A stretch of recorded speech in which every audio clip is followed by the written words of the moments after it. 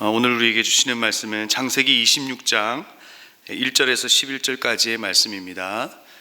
창세기 26장 1절에서 11절까지의 말씀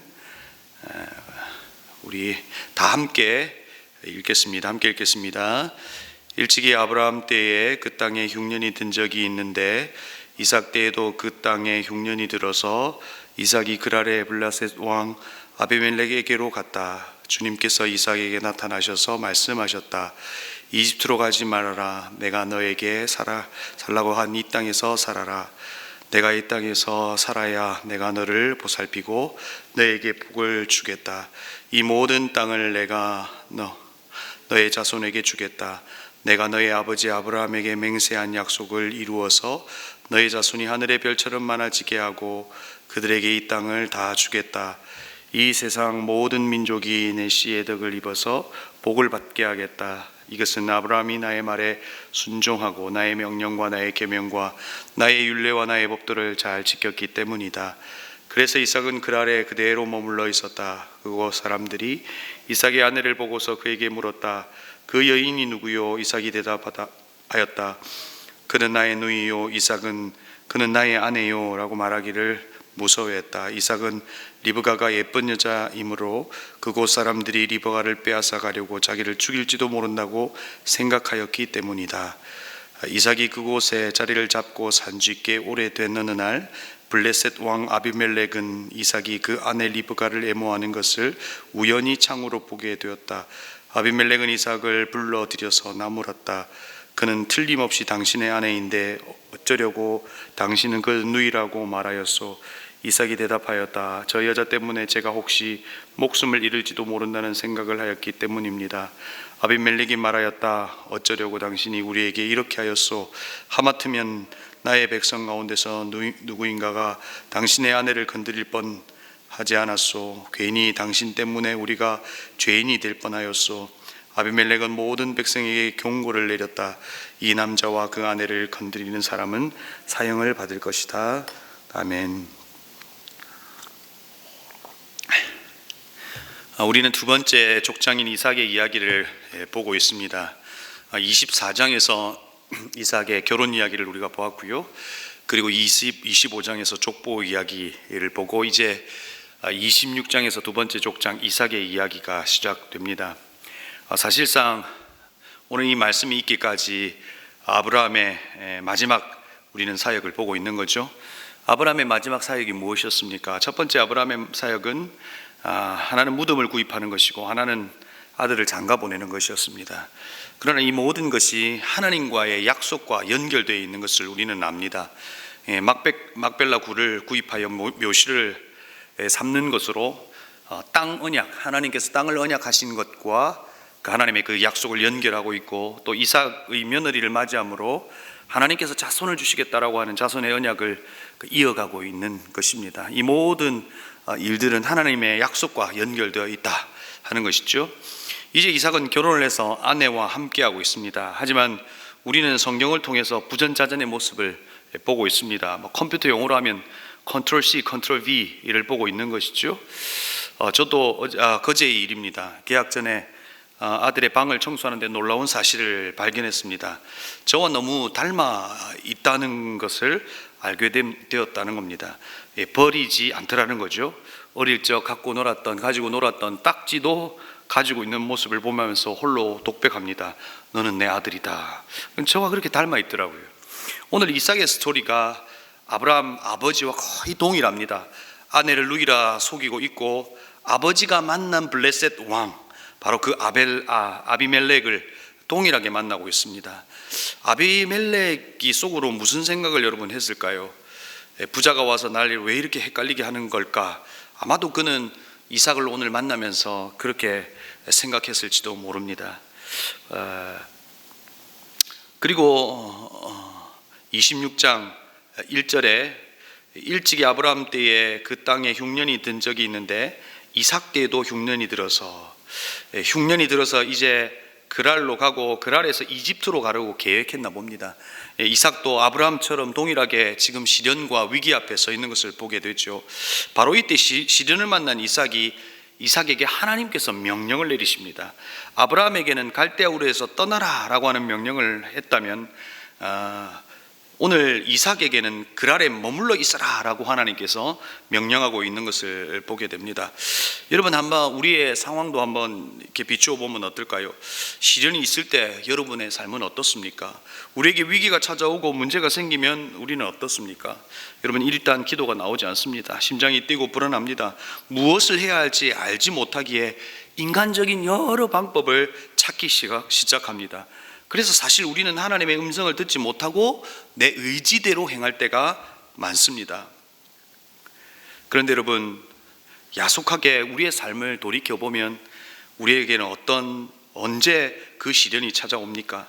인간적으로 잘 될 수 있겠다라고 생각하는 그때 찾아오는 경험을 꼭 그렇다는 건 아니지만 하게 됩니다. 어제 저희 동기 목사님과 통화를 했습니다. 아이가 많이 아프다고 해서 전화를 했습니다.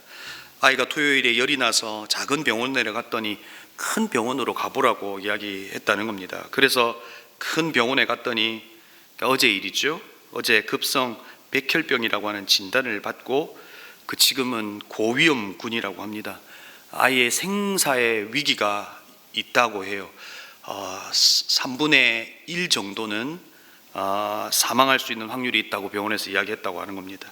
6년 동안 네덜란드에서 고생하면서 공부하고 돌아와서 8년 만에 낳은 아들입니다. 그리고 2년 전에 교회를 시작했고 코로나가 터지면서 참 힘든 시기를 보내고 지금은 10명 남짓한 성도들이 모이는 개척교회를 하고 있습니다. 그리고 4살 된 아들이 병에 걸린 겁니다. 얼마나 당황했겠습니까? 눈물만 흘리고 있더라고요. 그래서 야, 넌 기도하지 마, 내가 기도할게, 그렇게 이야기를 주고받았습니다. 여러분, 이와 같이 우리 삶에도 갑작스럽게 찾아오는 시련과 위기 앞에 설 때가 있다는 겁니다. 우리의 일상의 흐름이 늘 지속될 것처럼 생각하지만 그 모든 흐름이 끊어져 버리고 우리의 삶의 뜻밖의 일을 만날 때가 있더라는 겁니다. 그러나 제 경험상, 그리고 성경을 통해서 볼 때 우리의 삶에 찾아오는 뜻밖의 일은 하나님의 뜻 안으로의 초대인 것을 우리는 압니다. 오늘 이삭도 뜻밖의 일을 만나지만 사실 그 만남 속에서 하나님의 계획과 하나님의 약속과 이 모든 것을 그에게 말씀해주는 뜻 안으로의 초대인 시간인 것을 우리가 알고 있는 겁니다. 여러분, 이삭도 시련 앞에 섰습니다. 근데 그때 하나님께서 명령하십니다. 위기 앞에 가만히 있으라고 말씀하십니다. 그 아래서 살아라 라고 말씀하십니다. 주님, 살 방법을 알려주셔야 하는 거 아닙니까? 가만히 있으라고 하는 것이, 이곳에 살라고 하는 것이 어떻게 주님 살 방법입니까? 이렇게 반문할 수도 있을 겁니다. 그런데 여러분, 하나님께서 가만히 있으라 라고 하는 것은 하나님께서 일하시겠다는 뜻입니다. 홍해 앞에 두려워하는 백성들에게 뭐라고 말씀하셨습니까? 너희는 가만히 있어. 여러분, 하나님께서, 전지전능하신 하나님께서 우리에게 주신 솔루션은 너희는 가만히 있어 라는 겁니다. 여러분, 가만히 있는다는 의미는 무엇입니까? 아무것도 하지 않는다는 뜻이 아니라 가장 적극적인 형태에서 주님을 바라보는, 나만 바라보라는 겁니다. 그리하여 그 자리에서 하나님의 하나님 되심을 알라 하는 것입니다. 여러분, 시련 속에서 하나님은 우리에게 그냥 우리를 내버려 두시는 것이 아니라 말씀하실 겁니다.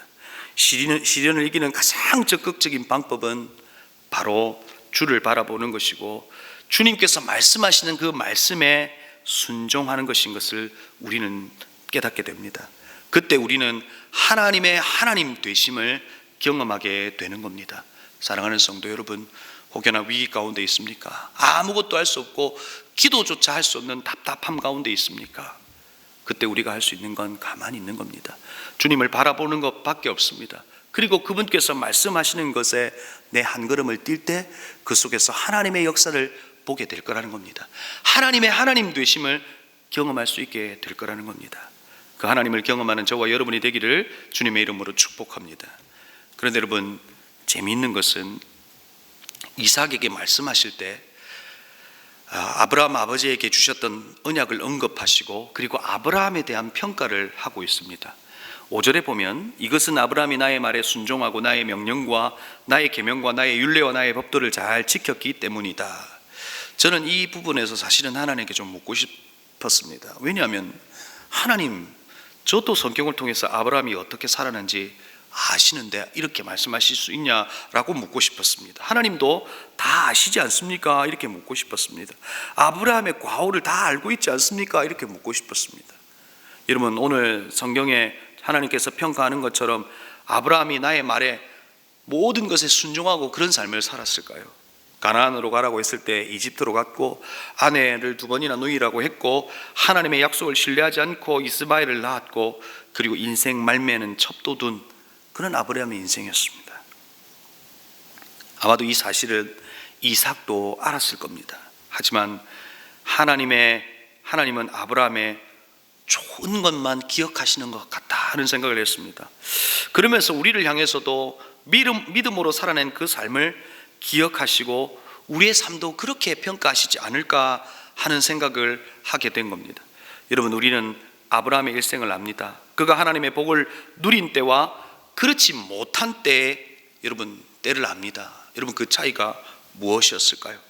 자신의 생각대로 하려고 했을 때 위기가 찾아왔고요.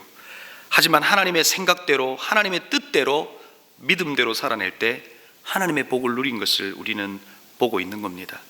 여러분, 우리의 삶이 내 생각대로가 아닌 하나님 생각대로이기를 소망합니다. 그럴 때 우리는 하나님의 풍성한 은혜와 하나님의 풍성한 복을 누릴 수 있다 하는 겁니다.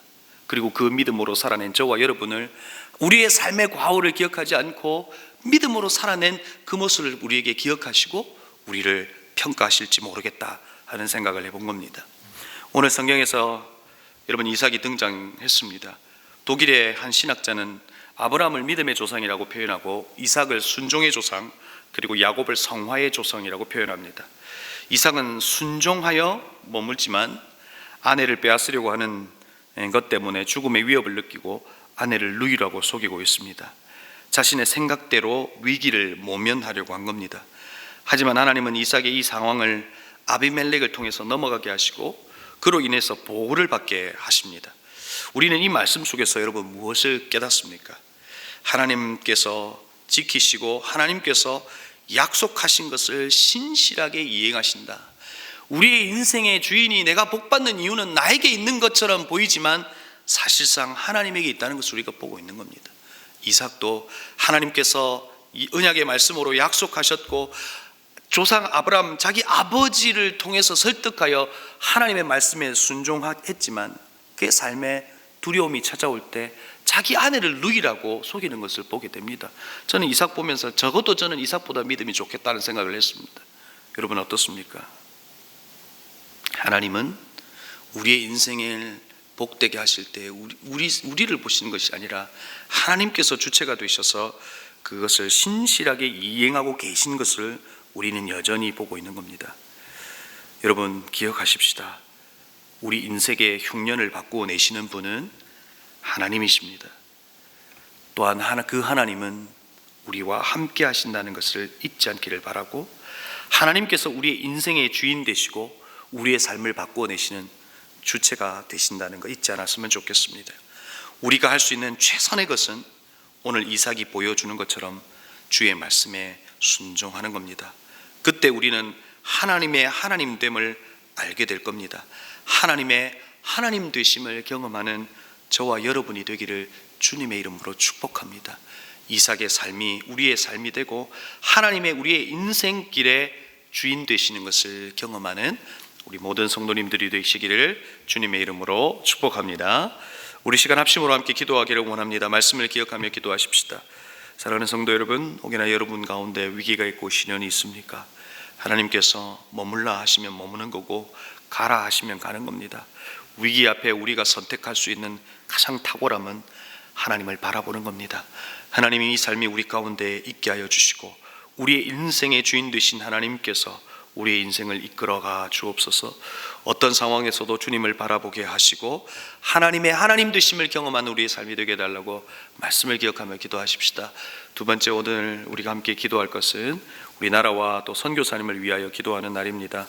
하나님 이 나라와 민족을 불쌍히 여겨주시고 그리고 타지에서 코로나 위기 속에서 힘든 상황 가운데 있는 우리 선교사님의 한 사람 한 사람을 주님께서 지켜달라고 기도했으면 좋겠습니다. 마지막으로 여러분, 제가 개인적으로 여러분에게 부탁하고 싶은 기도의 제목입니다. 제가 설교를 통해서 아까 한 목사님의 이야기를 했습니다. 목사님이 정찬도 목사입니다. 하나님, 그 가정을 지켜주옵소서. 아이가 백혈병으로 또 혈액의 RH-A형이어서 혈소판을 구하는 것도 힘든 시기 가운데, 또 개척을 하면서 여러 가지 재정적으로 어려움 가운데 있는데 하나님께서 그 가정을 지켜달라고, 여러분이 기도할 수 있는 힘이 있다면 여러분 이것까지도 좀 기도를 부탁드리고 싶습니다. 우리 이 시간 말씀을 기억하면서, 그리고 나라와 민족과 선교사님을 위해서, 그리고 목사님을 위해서, 그리고 여러분이 가져오신 개인적인 기도의 제목을 가지고 이 시간 합심으로 함께 기도하시겠습니다.